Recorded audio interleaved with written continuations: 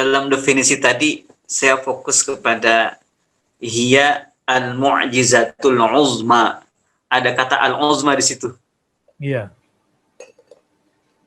Saya memang kebanyakan orang yang belum mengerti dan paham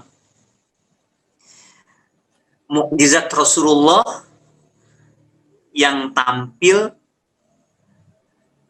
dalam bentuk keajaiban-keajaiban yang terlihat oleh mata. Ketika di Hudaybiyah, Rasulullah Shallallahu Alaihi Wasallam dan juga ketika dalam perjalanan ke Tabuk, Rasulullah menancapkan anak panah di tempat yang kering lalu keluar air. Kemudian bahkan lebih hebat dari itu, dari sela-sela jari beliau keluar air.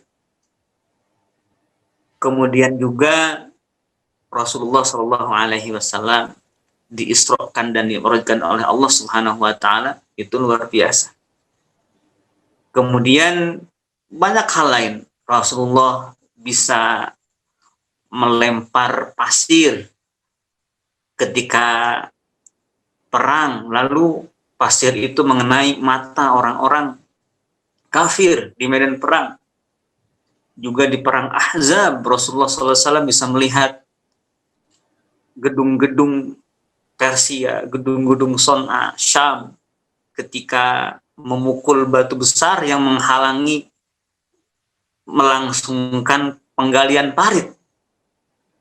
Sampai kemudian datang angin, Allah berikan pertolongan kepada beliau dengan angin yang kencang yang memporak-porandakan tenda-tenda, bahan-bahan logistik dan makanan orang-orang kafir saat itu, sampai kemudian berhenti perangnya.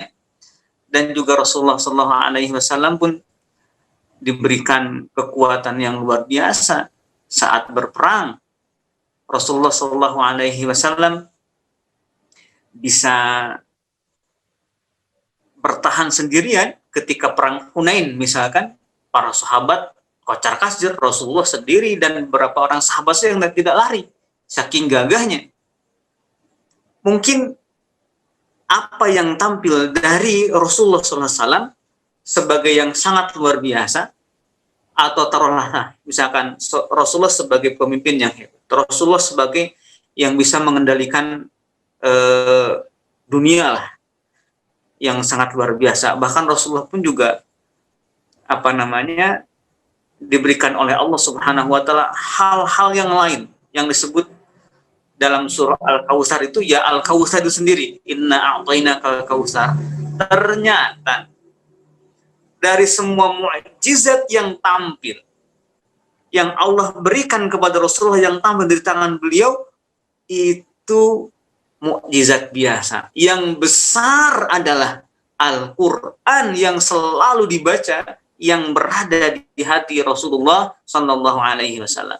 Jadi jangan lihat tampilan-tampilan apa yang dilakukan oleh Rasulullah, keanehan, keajaiban, kekuatan, keluar biasaan, maka lihatlah di balik semua itu, kenapa Rasulullah bisa melakukan itu? Allah izinkan Rasulullah untuk bisa ini, bisa itu karena Rasulullah telah menerima bahwa nikmat terbesar yang Allah berikan kepadanya adalah Al-Quran Al-Azim. Jadi kelihatannya Al-Quran Al-Azim ini, Al-Quran sebagai mukjizat terbesar.